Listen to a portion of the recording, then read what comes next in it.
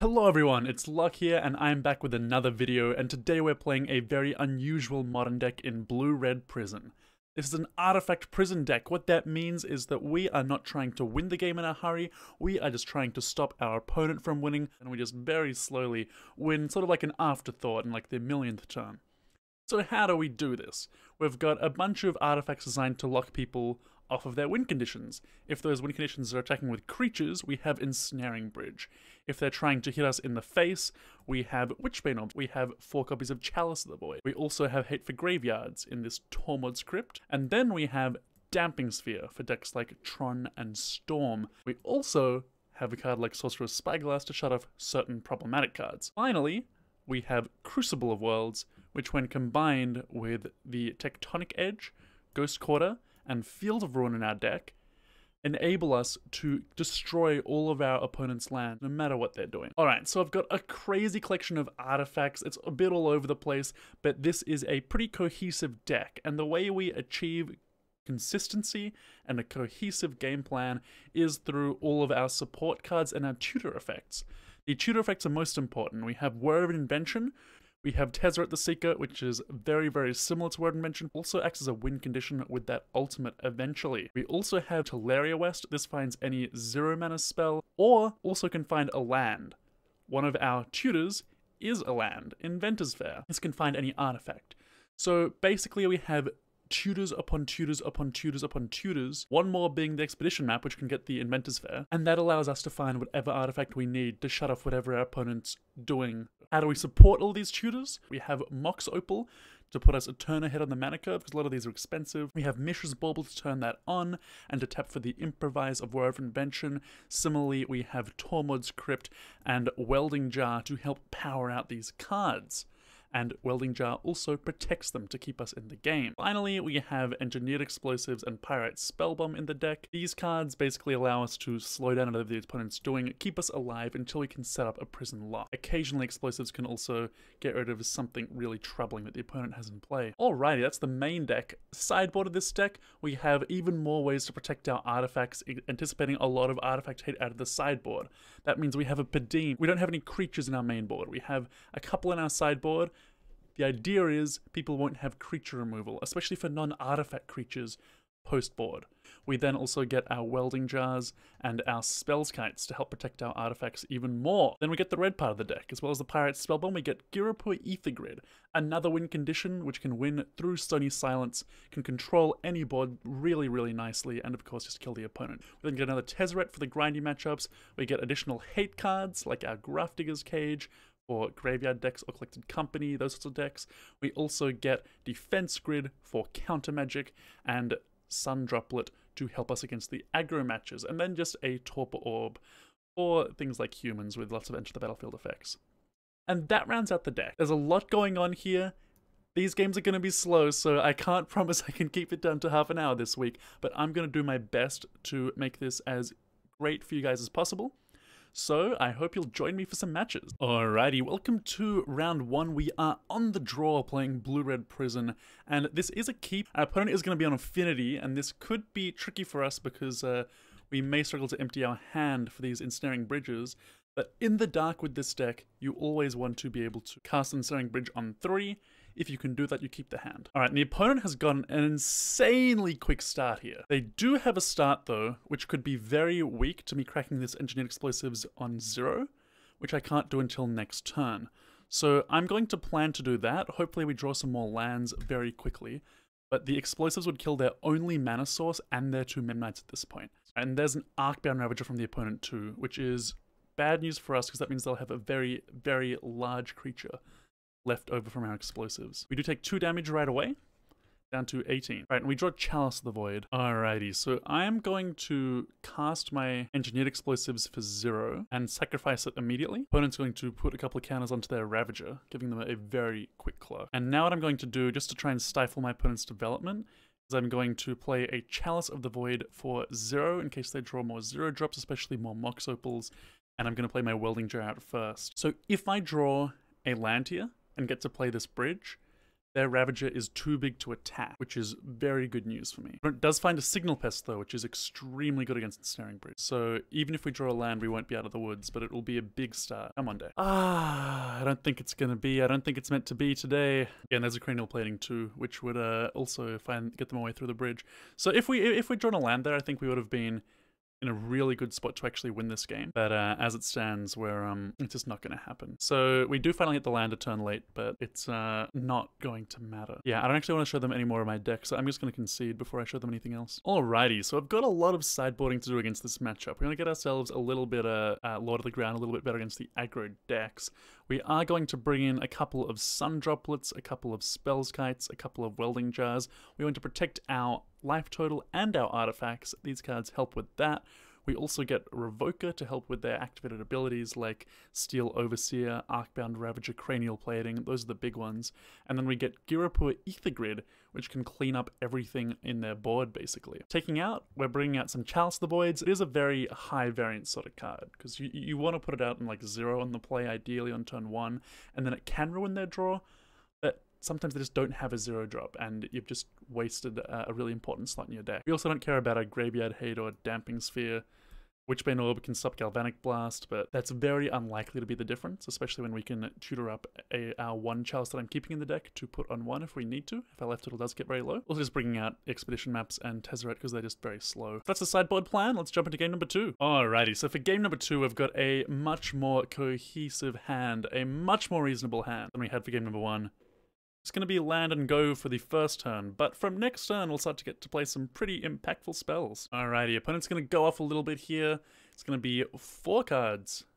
3 spells start off on turn 1. I'm going to go ahead and just play out my Spells Kite for my second turn here. I could play out the Spyglass. I don't want it to get blown up though. It could be really important if our opponent's payoff is like a Cranial Plating, so I do want to have access to that in the future. Alright, and the opponent's going to Steel Overseer, a card which is very, very weak against Ensnaring Bridge, I'll mention.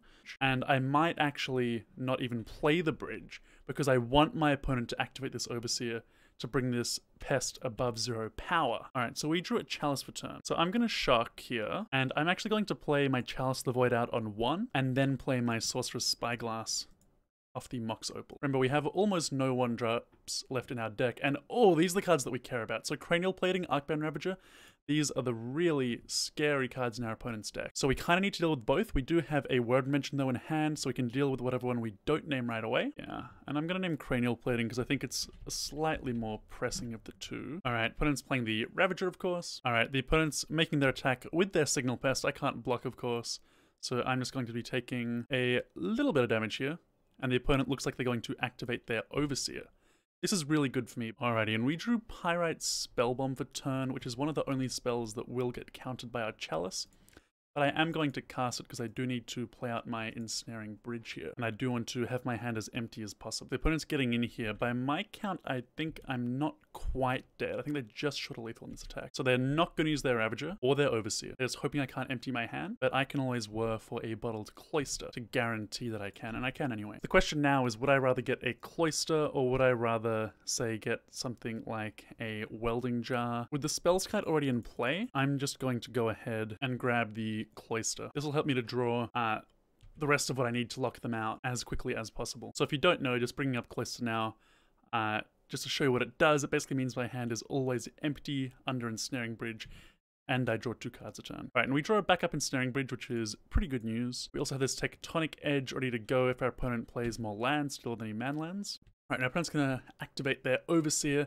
They are, of course, planning to eventually clear out our artifacts and win that way. Right, there's an Arcbound Ravager from the opponent, which is relevant in case they do draw a 0-power creature. But on this board, it is useless. Alright, we draw a Sun Droplet Mishra's Bauble. Neither is likely to be very impactful.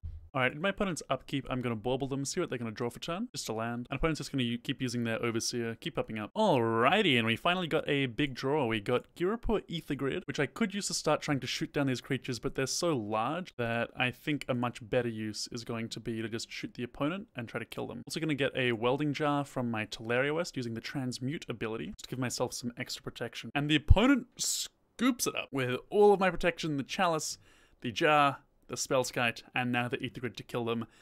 They know what we're doing, and they are going to see if they can stop us in game number 3. So we're back for game 3 on the draw. I have made no changes since game 2 in the sideboarding, and we've got a potentially clunky 7. Hopefully though, between the explosives can help to buy us the time we need to deploy the rest of our hand. Crucible, about the last card we wanted to draw. Our opponent's just going for a second Vault Scourge and a Signal Pest, so aggressive but not super scary. Fortunately we don't have a red source, so we can't set our explosives to 2, which would be nice here. I don't mind the idea of just casting it out for 1 because the Signal Pest is something we'll have to kill at some point. And I'm in fact going to do that. I think if the opponent had any really scary 2-mana payoff spells in their hand, they would have already cast them. Of course, most of the scary spells in Affinity are 2-mana spells, right? So having explosives on 2 is great, but I do want to start emptying my hand for my Ensnaring Bridges. Alright, just more Vault Scourges from the opponent. Just an army of Vault Scourge. So we are taking 4 here. Alright, and we do have a decision here. We can start playing out our Ensnaring Bridges, or alternatively,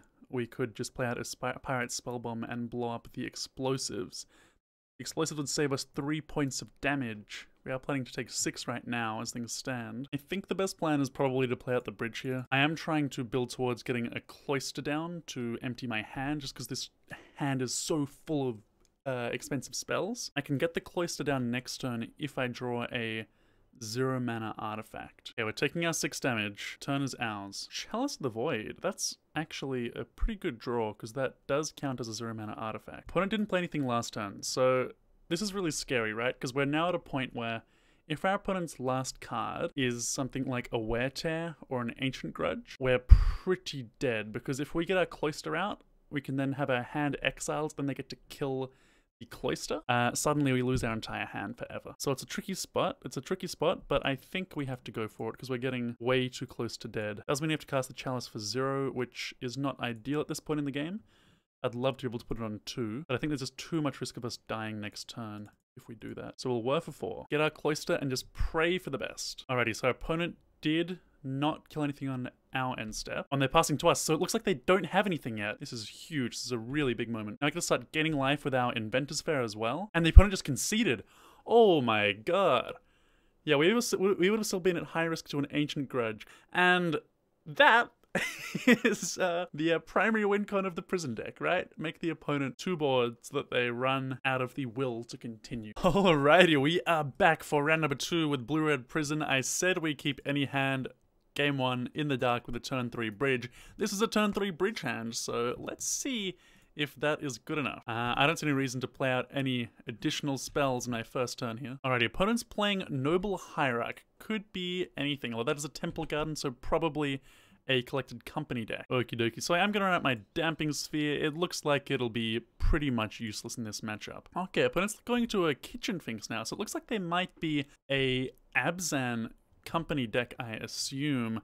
And we drew Whir of Invention, which is always a really nice one to have. I think I just want to run out the bridge from my hand and this Scalding Tarn at this point. So I'm thinking, what cards in these colors are going to ruin us? Maybe he can like search up a Reclamation Stage, something like that. Or it could just be that he combos off with Viscera Seer. That's also a potentially scary thing too. Alright, so on my opponent's end step, I'm going to go ahead and look at the top card of my deck with my Bauble. See a Bauble on top. I don't really want to draw a Bauble. I want something that actually does something. So I'm going to now fetch and shuffle it away. And we found a Welding Jar, which I'm pretty happy about, as well as an Inventors Fair. So thinking about what I want to do with my Whir of Invention, I don't actually have a Grafdigger's Cage in my main board. I used to run that. So with that in mind, I think the main thing I'm scared of at this point is my opponent's infinite combo, which generally involves shooting me in the face with a Walking Ballista. It used to be Murderous Redcap that did that as well.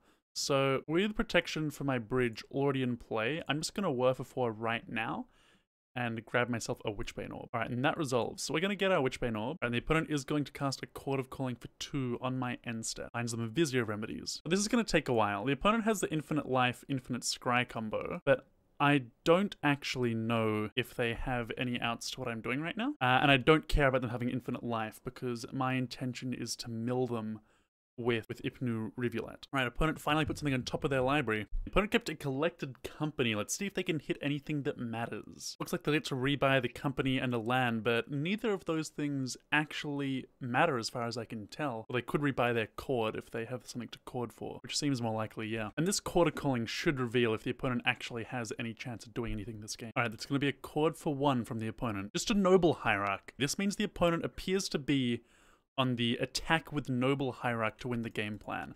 And if that is their only out, I can use my Inventors Fair to tutor up an engineered explosives, kill their hierarchs. I can also grab an Academy Ruins, I can tutor that up to rebuy it again and again and again. And we're drawing more lands for now, which is not good. Opponent's using my end step to scry to try and find something relevant. Presumably they're just looking for more noble hierarchs. My plan though is to use the Inventors Fair to get my explosives on their end step though, to hopefully end that plan. Alright, they found something. Yeah, it's a noble hierarch. Exactly what we thought. And it looks like they're gonna keep going, maybe use their Horizon Canopy to draw their 4th one, to try and clock me as soon as they can. Yeah, they are sucking the canopy now. And it's gonna be a cord for 1. So we do take 5 here. It's important to note though that not only do we get to kill all of their hierarchs, but we do get to break up their combo by killing the Viscerous here with this explosives. Alright, we draw a Mox Opal for turn. Cast our explosives. Empty our hand by casting that Mox. And I'm just going to crack my explosives right away. Alright, opponent finally found something to put on top. All their 1-drops are now dead. I imagine it's going to be a witness grabbing back their little Viscerous here or something along those lines, but we'll see. Selfless Spirit. That's interesting. And we're flooding out quite badly. We have drawn a couple of Mox's 7 lands and very few spells. But the power of Artifact Prison, right, is that even though we've drawn so many spells, the few spells we've got have basically been able to shut down almost everything our opponent can do, and they're just trying to figure out if they have any way to win against the couple of cards we deployed. That's all we've done. We'll eventually find the rest of our stuff. Hopefully, they don't have any way to actually pressure us. Yeah, and they're just passing the turn, which is excellent news for us. And we draw Chalice the Void, so this is interesting. We can set it on a 1 in case they rebuy a hierarch, and I'm gonna do that. I have a feeling that they're just hoping to rebuy a hierarch to kill us that way. Otherwise, they surely would have been tutoring up things that kill artifacts. And with a Chalice on 1, I'm wondering if they can actually win this game. Right, they're gonna cord for 1 here. They have another Viscerous. I suppose they can Renegade Rallier if they find one to get a hierarch back that way. Yeah, and they have a Renegade Rally for turn, actually. Alright, we just found another land. So, well, the flood continues. So we really want to find, ideally, an Academy Ruins, a Tezzeret, a Whir of Invention. Any of these cards basically end the game on the spot. Even like a Pyrite Spellbomb would be great. And Engineered Explosives. All of these cards would be excellent, excellent, excellent cards for us. Yeah, I think Academy Ruins would be the best one to have because the opponent is going to keep rebuilding for a while. Opponent's life total has now entered the triple digits. They're cording for 1 again on the Viscerous here. That's interesting. So we're taking 1 damage a turn at this point. So we have a little while to find an answer. Ghost Cord is not the answer. Alrighty, the opponent found a collected company for turn. That's interesting. They found a Rallier and an Eternal Witness. Not bad at all. This is really interesting, right? Because Abzan Company doesn't even usually play Rallier. And in this game, our opponents played 3, and it's been the best card in their deck. But now the pressure's going to be on us to find an answer very, very, very quickly. We really want another Explosives or any of our many, many, many tutor effects. Yes, this is a very weird game of Magic, right? But it's kind of interesting to play a deck like this every now and then, just because it's so different from normal, right? Because we're looking for like Teleria West, Whir of Invention, Tezzeret. Tezzeret's one of the things we're looking for. That's really good. Now I get to cast our Tezzeret. We get to -1 the Tezzeret, grab an Expedition map, which is put directly into play, which gets around our Chalice on 1. We now get to grab an Academy Ruin, play the Academy Ruins. We don't even have to crack this fetch, because we can actually return the Explosives in our own upkeep. And our opponent's probably taking a turn off to get rid of our Tezzeret here, I imagine. We'll see. Oh no, they're ignoring it completely. That's interesting, because while they do have Selfless Spirit, but that's not going to help them here. Alrighty, so I'm first bringing back my Explosives. I'm now going to cast my Explosives, X = 2, but I'm tapping my Ghost Quarter, so it's cast with only 1 color. I'm now going to -1 my Tezzeret. I'm going to use this to pick up a Pyrite Spellbomb. And I think I'm going to... Yeah, I'm now going to sacrifice the Pyrite Spellbomb right away, targeting the Selfless Spirit. Opponent's sacrificing their Selfless Spirit, and I think I'm just going to respond right away with the... No, I'm going to blow up the Explosives in my opponent's upkeep. Actually, the opponent has a collected company in response to my Explosives. We'll see if they find another Spirit. And they do. So they do get to sacrifice their Spirit here. obviously keeps their guys alive for one more turn, but in our upkeep we get to go again with the explosives. This time they're killing Tezzeret. They've learnt to respect it after they saw it get that Pyrite Spellbomb. So yeah, upkeep returning explosives. And now the opponent scoops it up. Whew, they stuck in that one for a long time, and I worry for them that they won't have time to even win 2 games at this point. But this is the power of our deck, right? Our opponent went infinite, they showed us their combo, and their entire deck couldn't beat what we had going on. And when we finally started to draw an action spell after our original good setup, we finally drew that one Tezzeret, suddenly we were all guns firing, and the opponent just lost very quickly.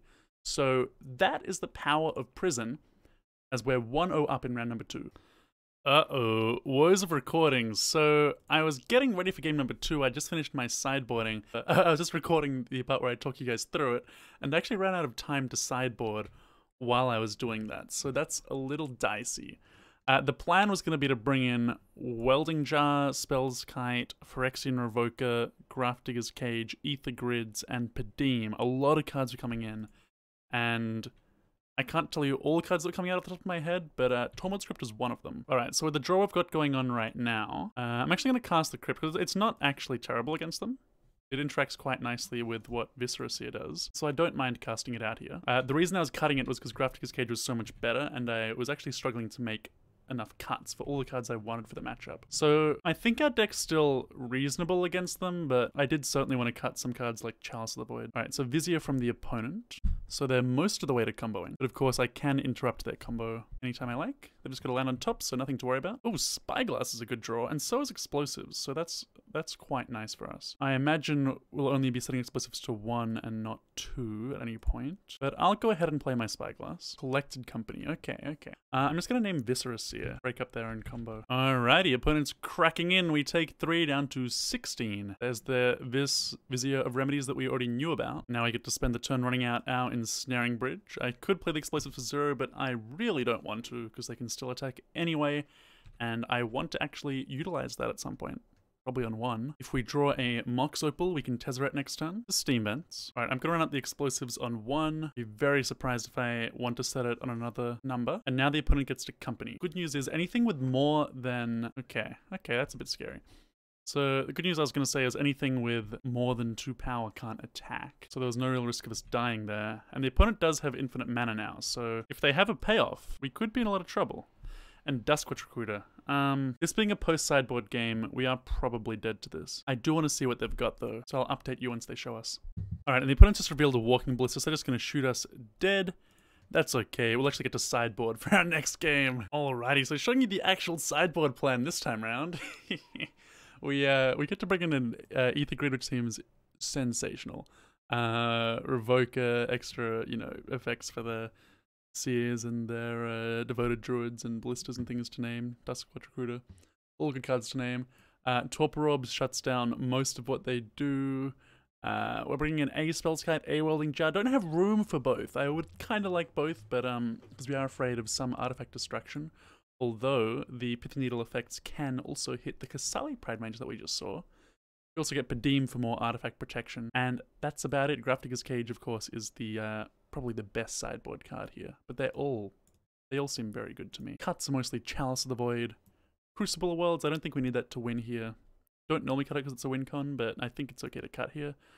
Damping Sphere does nothing. Expedition Map's very slow. I want access to 1 to 2 to 4, so I'm keeping 1 in the deck. Same deal with Chalice. I just want access to 1 to 2 to 4. Alrighty, we're on the play, and it's always sad when you see a hand like this, because it's like every card you could ever possibly want, but no lands. This is a very dicey 6. I'm going to keep it. It's 1 land, but the Bauble, I think, should help us out. Land on top is great. Yeah, our opponent also mulliganed quite heavily as well here, which should help us out a fair bit. Alright, we'll see what our opponent left on top. They did straight at the top. Just a land. Alrighty, we get to draw 2 cards this turn, and it's not bad. Not bad at all. Opponent didn't play a 1-drop. I could run out my Explosives on 2, which I'm actually going to do because most of their deck that's scary is at 2 mana. And I also want to get this Mox going as soon as possible. Could have also cast the Chalice on 1 there if I had preferred, but I think that they're going to have a really awkward time deploying anything into this explosive. Selfless Spirit, which is about the best they could do. Tech Edge for us is great because we did need more land. And I think I'm going to hold off on doing anything else because we're not under any pressure. In an ideal world, I'd like to be able to Chalice for 2. I obviously don't have enough mana because my Mox isn't on yet. And we could pull up our explosives now, or we could hold off on it. The argument for holding off is that we want our Mox on as soon as possible. But I think I blow it up anyway. Most draws in our deck are helpful at this point. As long as we don't draw a Whir of Invention right now, I'm feeling pretty good. Draw for the opponent, fighting Aurelia. I shouldn't speak. I said, as long as we don't draw a Whir of Invention, and we draw a Whir of Invention. I'm going to now cast the Chalice for 1, which I didn't want to do, but I do want to keep my hand low on cards, and we are now under some serious pressure. Aurelia was absolutely the scariest card they could have had there. Alright, we're taking 5. The opponent's tanking on their own end step, which makes me think they probably have a Collected Company in hand. It's pretty brutal, because we're basically being nut drawed by a Multify. We find Spyglass. Okay. That's interesting. And the opponent was on auto pass, so they have the company like we thought, which is very, very scary, for sure. Especially because we don't have enough mana to empty anything else out of our hand. But the good news is we get to name Kasali Pride Mage here. And now I need them to... We sort of need them to whiff on their company. And we also really need to draw lands. Well, I would not call that a whiff. Opponent found Blood Artist and Eternal Witness, which doesn't put us under enormous pressure. But Blood Artist is very, very scary. Opponent gets to get in for 7, so we are dead next turn if we don't find something. Land counts. They're just going to company right now. Okay, the company was a bit of a whiff. They found Aurelia and nothing else. Come on deck. It's a Bauble. Yeah, and Bauble means we're dead. We just don't have enough mana to cast our stuff. We don't have a bridge out. Can't get a bridge out. There's nothing we can draw off the Bauble on their turn that helps us at this point. So, unfortunately, the mana screw has cost us this one, and we are going to go down to 1 and 1. Ah, 1 draw away from the island too. Should never check that. We are back for round 3 with Blue-Red Prison. This hand is not bad at all, actually. It's got a good amount of mana. It's got Ensnaring Bridge on turn 3. It's got Damping Sphere and Expedition Map. Expedition Map, of course, can find any of our utility lands. Probably an Inventors Fair. We've got most of our utility lands in hand already. And if they're playing Storm or Tron, well, we're gonna get them. Alrighty, we draw a Bauble for turn. I'm gonna run out my Damping Sphere here. No reason to crack the Bauble. I'm gonna save it for when I have a shuffle, probably, because I'm casting my bridge next turn no matter what. Oh, wow. The opponent's going Simian Spirit Guide at a turn 2 Foretold. They're not casting anything off the Foretold, but this is interesting. So it could be some, maybe some Kiki action, Living End, that sort of thing. Ancestral Visions can come off that too. It's certainly interesting. And we just drew a Chalice of the Void, which is, considering Foretold, I think pretty good, right? So yeah, I'm actually just going to cast this on 0, and I can't actually play my own bridge thanks to the Damping Sphere.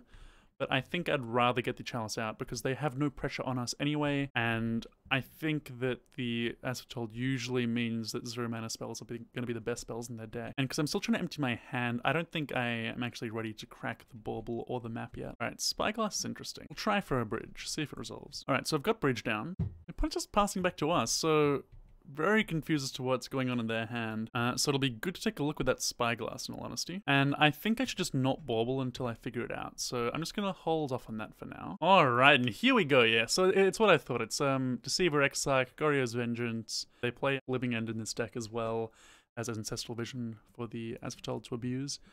So it's just combos upon combos upon combos. And right now, we would be dead if they top decked a Kiki-jiki, but we're otherwise fine. So what I'm going to do, therefore, is just name Kiki-jiki with this. And I will end up cracking my fetch, because I do want to crack my Expedition Map at this point. I'm just going to grab my Inventors Fair. I don't have triple blue now, but I can get it by cracking Field of Ruin, so I don't think I need a blue source. Alrighty, the opponent's still not doing anything. We draw a Witchbane Orb. Suppose I'll run out. And the opponent scoops it up to the Orb. Alrighty then. For sideboarding here, my opponent's got a lot going on. So it's a little bit tricky to figure out exactly what I want. I'm definitely going to be bringing out these 6 cards, Damping Sphere, Map, a couple of my Explosives, and 2 of my Chalices. Chalice is good to have, especially on 0, but it's certainly not a card that I think is completely backbreaking for the opponent. It is good though, so I do like the idea of 2 and not 4. I like the idea of extra protection for my artifacts, which is Welding Jar. I like the idea of having, it's also Padim as well for that protection. I like the idea of revoking a name Griselbrand or a name Kiki-jiki. Purple Orb stops Deceiver Exarch from doing anything, and Cage, of course, is really good against their animation stuff. So I think I'm just going to leave it at this.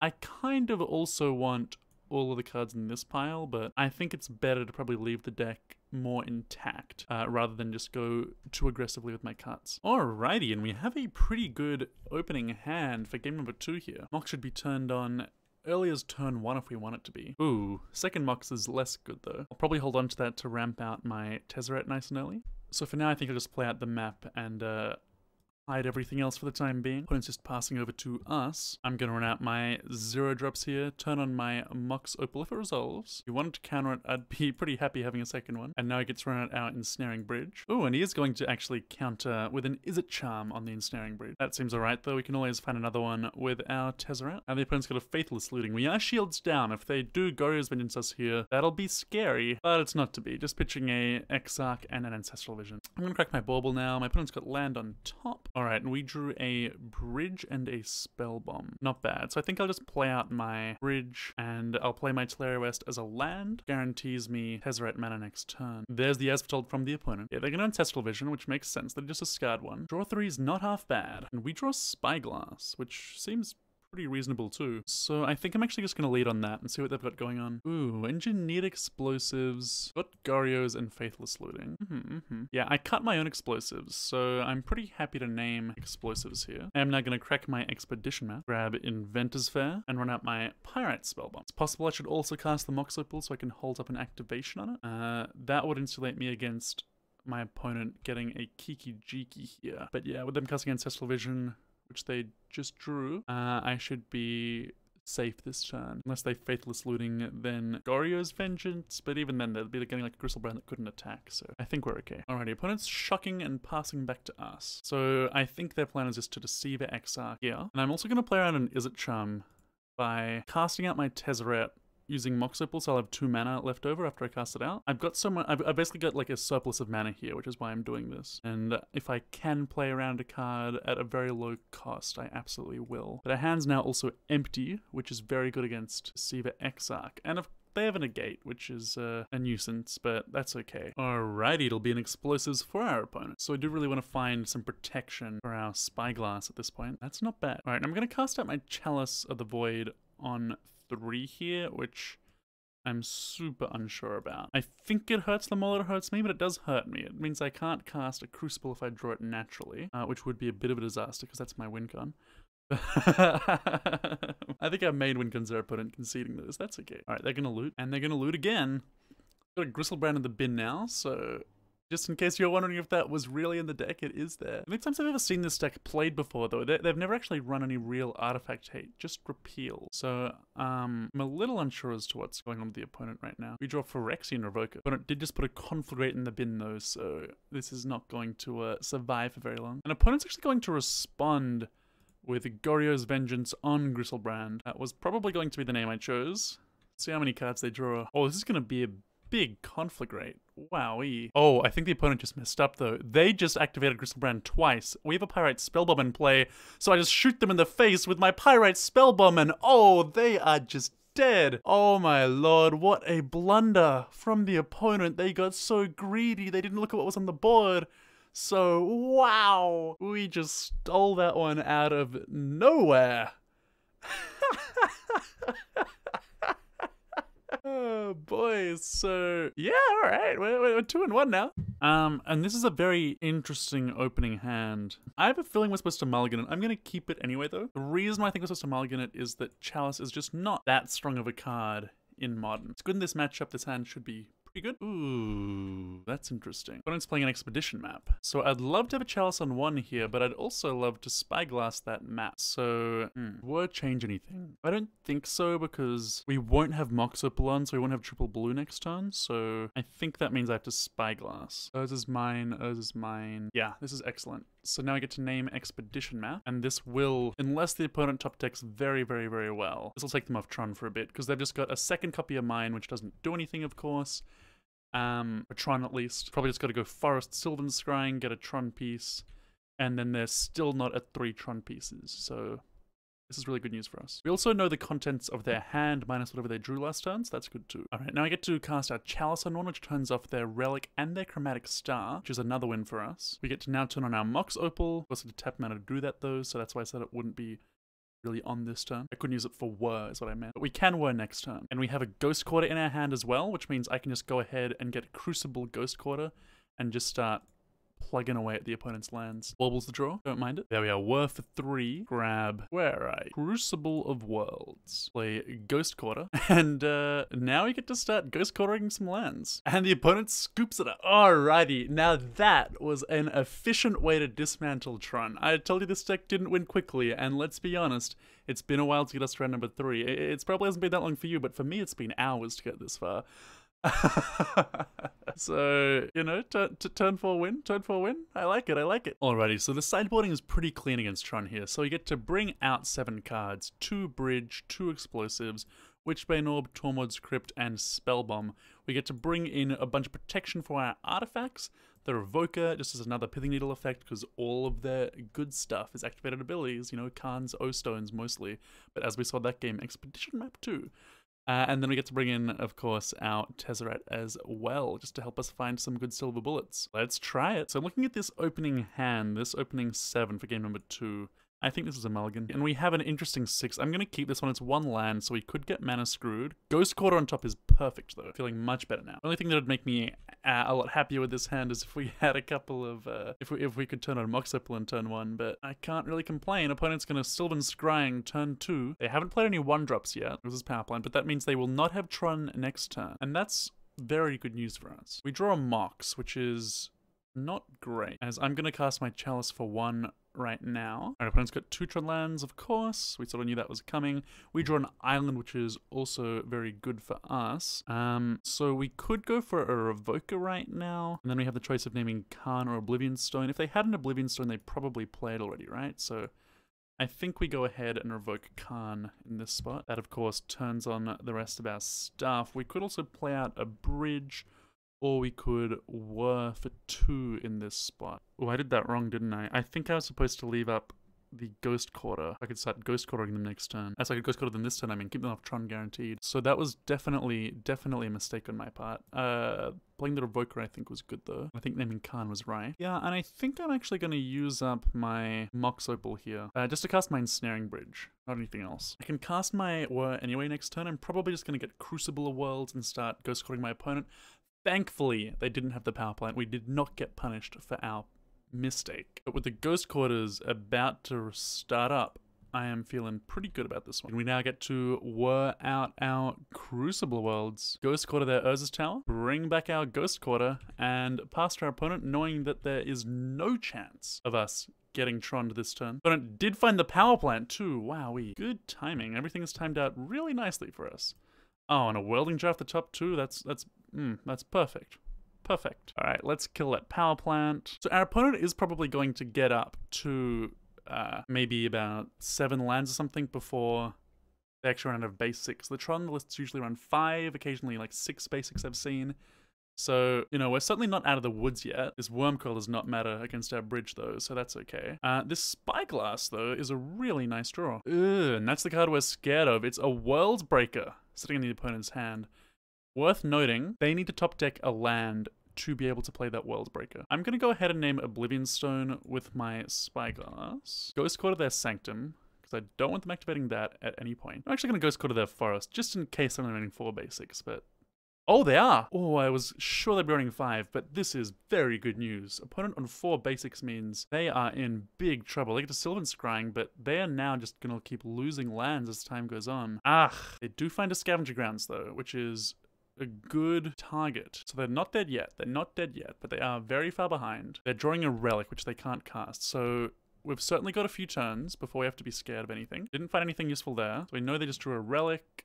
And what else do they have? Ugin coming to the hand? Okay, so these are not helpful draws. They need lands, and they're not finding them. Alrighty, and we see a Chalice of the Void. I think it's worth playing Chalice on 2 to turn off their Sylvan Scryings. Yeah, I'm gonna do that. Basically got the only 2s we want in play already. So opponent's just drawing an Ugin, they're drawing another Khan. So they're just drawing lots and lots of big stuff. They're not hitting their lands. This is so good for us. Oh, and that's a Whir of Invention and an Expedition map. Oh, that's beautiful, beautiful, beautiful. Love it.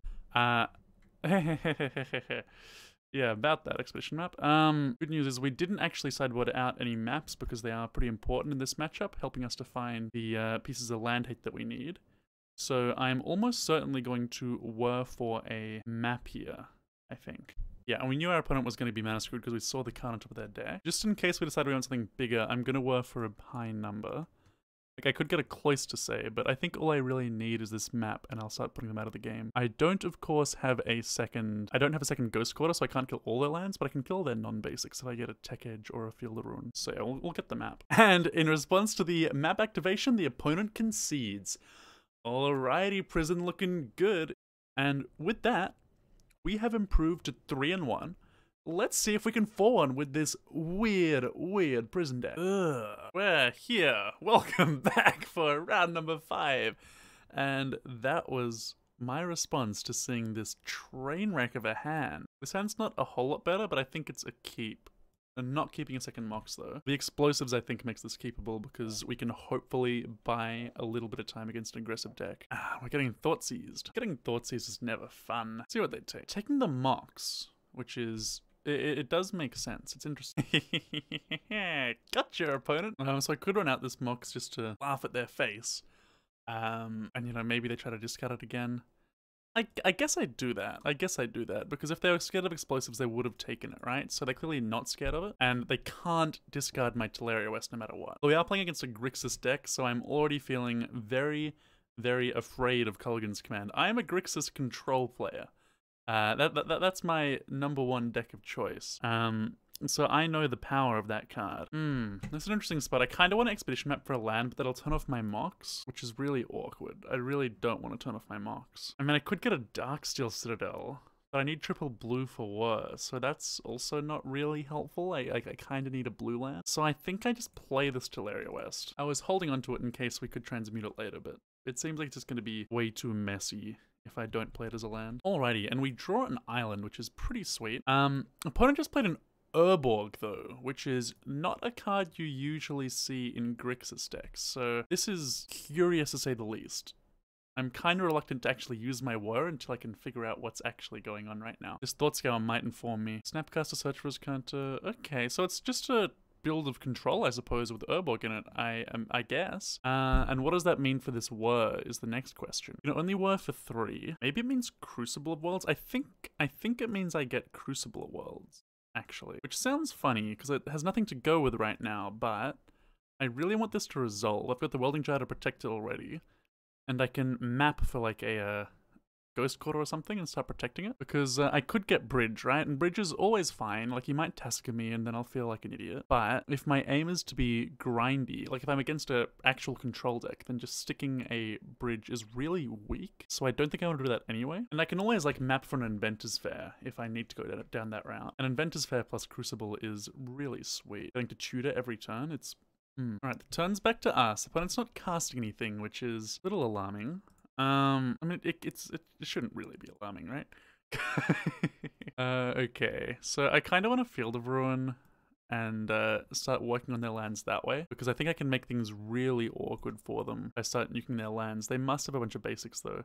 I also kind of want to cast this Chalice on one, because they've already cast Thoughtseize, Thoughtscour, so they definitely have a bunch of Wonder-Ups. So maybe I'm just supposed to lead off on getting an Inventors Fair? Or I could just like get a Field of Ruin and then just not activate it till next turn. Like that also works. Now I'm gonna get the Inventors Fair. I think that trying to mana screw my opponent is needlessly risky plan, and I think Chalice on 1 should be effective. There's a very good chance it doesn't resolve. It does though. So what does my opponent have? Like, they must have... Like, I'm gonna get Culligan's Command here, right? Like, they're gonna kill off my Welding Jar? No? No. What is going on? What hand did my opponent keep? Yeah, Opt isn't gonna work. I imagine they just drew that looking for land. And they scoop it up, huh? Alrighty, so for sideboarding against Grixis, I think Control, but some sort of weird Grixis-y deck, right? So like, they were playing... The lands were control lands, like Creeping Tar Pit was a control land at least, and like they had Search for his counter in their bin, but Thoughtseize and Opt not optimal, but they're well, they're not cards I'd play in control. They can sort of work there. So I'm assuming it's Grixis Control, in which case this is my sideboard plan. I'm bringing out explosives, trimming just one of my bridges, Pyrite Spellbomb, one of my maps, 2 of my Spyglasses, and a Damping Sphere, leaving in 1 Spyglass to name as counter the Sunken Ruin with if I need that. on the off chance I don't have a way to just kill the land with a land of my own. Further, I am cutting the explosives because they just don't really do anything.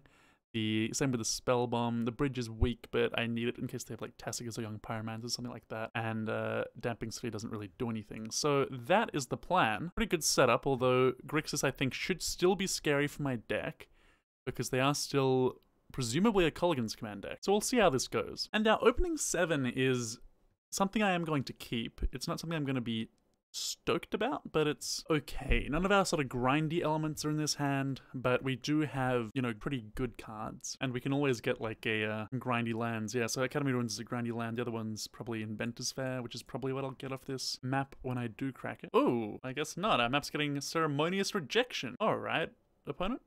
I suppose you can do that if you want. That's a bit weird.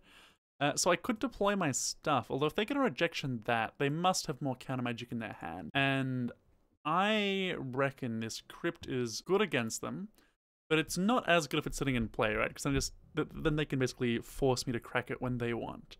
Like with a Thought Scour into like a mana for a Delve Thread or something like that. So I reckon I can probably bait out a counter with it. Oh, although I do really want to stick Defense Grid, so I'm gonna try to cast Defense Grid. There's no reason not to cast Crypt first, right? See if it gets countered. It doesn't. Will you buy it on Welding Jar? No. So do you have anything? Don't spell maybe. Thought Scour. Okay. Alrighty, so we're basically counterspell proof right now. Opponent has explosives. I didn't think about that in my sideboarding, so I could probably keep some extra Spyglasses in the deck. In case we do go to game 3, I'll keep that in mind. Good news is Grixis decks usually only run 1, sometimes 2 explosives in the deck in this whole 75. So there's a pretty good chance that that they'll never get to explosives me this game because they have no ways to actually recur artifacts. Opponent is going to Snapcast a Thought Scour now. Of course, their counter spells are all useless now thanks to the power of Defense Grid. And we just drew a Chalice. And you know what? Chalice on 1 is really good against what they're doing. So I'd much rather play that than an Ensnaring Bridge right now. So we take 2 here, and our opponent just shocked then passed to us, which makes me feel like they're not thinking about Defense Grid, because if you shock, the only thing you can actually cast on a turn is a 1-mana spell, and you can't cast a 1-mana spell through a Chalice. So I'm going to use this window to stick my Bridge. Second Defense Grid is whatever. It'll mean that even in the late game when they get more lands, they won't be able to use any counter magic, which is good, but I would rather find some more action first. Alrighty, I think the best way to consolidate my advantage is to guarantee I draw something soon. So I'm going to return my Expedition map to the top of my deck, which is not super exciting. Oh, it's actually remarkably stupid. Well, that was embarrassing. Apologies to anyone who made it this far in the video. Alrighty. Time to play out another Defense Grid. We'll see if this one resolves. They could realistically counter this, although we can pay for a mana leak, so they'd need something better than that. So it resolves, so they can't cast anything on our turn now because it'll take 6 extra mana. And I think I'm not going to return the Expedition map again. I could crack Tormod's Crypt, but I don't actually care about a Delve threat right now, so I'm just going to save this for Snapcaster in case there's eventually something getting snapped back. Whoa! So we're getting Cruel Ultimatumed. That is sweet. Wowie! It's not going to damage us a lot. It's going to be they draw 3, basically. 7 mana draw 3. So it's not like devastating. It's still a good effect for them, but I did not expect to see that card. Well, I never expect that card. Let's be honest. We just found our Whir though, so feeling pretty good. Just Whir for a lot. Just Whir for a large number. And there's no one card I'm super into. I've already got 1 Welding Jar in play, so I'm pretty sure this is the time when we just grab our Bottled Cloister and start drawing 2 cards a turn. And look, if you liked the deck enough to last this long in the video, you know, just getting to play this card in Modern is reason enough to give this deck a go, right? Alright. Opponent's casting stuff into Chalice. I'm not going to criticize them for that because, well, we know what happened earlier, don't we? Alright, let's see what we can find with our own little personal Howling Mine. Ooh, that's a good one. And they cannot counter anything through double Defense Grid. Like, you'd need a Spell Pierce to counter that. Nope, Chalice. They can't do anything. I've got 7 lands untapped. Alrighty, so I think this is a pretty clear time to -0 and grab another extra Welding Jar. Possible I should be hitting -2 to get a Spells Kite in case they like Dreadbore my Tezzeret or something, but I feel like we win even if our Tezzeret dies. Alright, opponent went to cast something on our end step, then realized, no, they need all the mana in the world to do that. But yeah, look at this board state.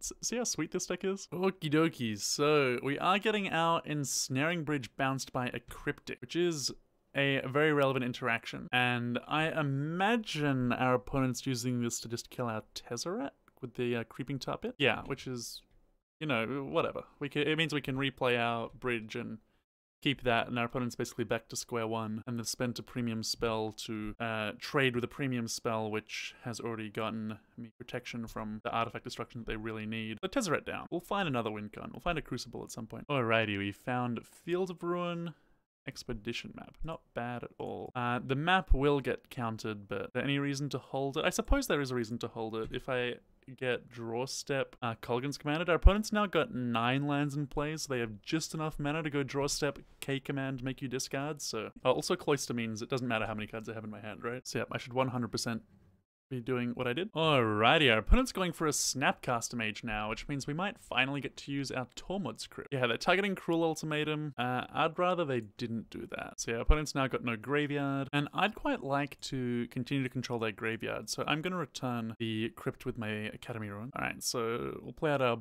Bauble that we just drew, as well as the Tormod's Crypt. Yeah, and the opponent's found another Engineered Explosives, which is very bad news for us, in all honesty. But unless they have a good follow-up, we can return anything he kills with our Welding Jars. So I am going to use a jar to save my Chalice from this, because I think that Chalice is very important. I'm also going to Mishra's Bauble, see what he's got on top of his deck. Thoughtseize. And I suppose I just want to Welding Jar. I'll just save the Tormod's Crypt. I'll float mana with the Mox Opal. Opponent just tried to Surgical Welding Jar and I got countered by Chalice of the Void. So I'm now going to put a Welding Jar on top of my library, which I could have done if they... I could have made that play even if I didn't have the Chalice in play. And now in response to my second raw trigger here, I'm going to go ahead and return my second Welding Jar. And now I've basically just beaten through explosives, taking no real damage. So I don't think they should have cast that until they had some serious follow-up to do in the same turn. I'm not going to Bauble myself, see what I've got on top. I just want to find my Crucible. I've got a Welding Jar on top. I don't really need another Welding Jar, so I'll take this chance to Field of Ruin my opponent's Creeping Target, and they scoop it up. So there's the 4-1. Opponent was not going anywhere in a hurry, and we had pretty much all bases covered. So that was a pretty dominating performance. We 4-1'd, we had some pretty convincing results. We only loss was to the Abzan company deck, sort of an old school deck. We could tune the deck to beat that if we really wanted to. We'd probably want Grafdigger's main for a start. But all things said and done, pretty reasonable performance. Despite my own difficulties playing the deck, it is a hard one to play. And that's the deck. So if you want to try something different, a completely different approach to the format from just about anything else, that's the reason I like playing this deck. I will say, as a disclaimer, I don't actually like playing this deck in paper. The reason is, our opponents scooped it up here. Like when they lost the ability to win, they scooped. Most people do that. But in paper, you've got an opponent who doesn't actually know how you're going to win. They want to see you kill them. And it takes a long time. And meantime, they're trying to figure out what all of your strange cards do. They keep reading them. They keep thinking like, how does this work and that work and that work? And the end result is it takes a long time. So you're able to win one game easily. But unless you want to pressure your opponents to hurry up and like play faster all the time, it can be, you can actually get a lot of draws or a lot of like 1-0 results, which I don't really like to do. So I think it's great for like competitive events where you can, you know, call a judge and like, you know, get the judge to make your opponent play faster. But for like a casual weekly event, I think this deck's not ideal just because of that time factor, and just because you don't want to be the guy who's constantly asking your opponents to play fast. That's all said and done. I just want to say thank you to anyone who's still here. Really loved the response from the Wizards video. It was really, really good. Really positive for me. And if you're still here, then please do subscribe to the channel. I'll plan to keep posting more and more. So if you stick around, you'll see more of this. See ya.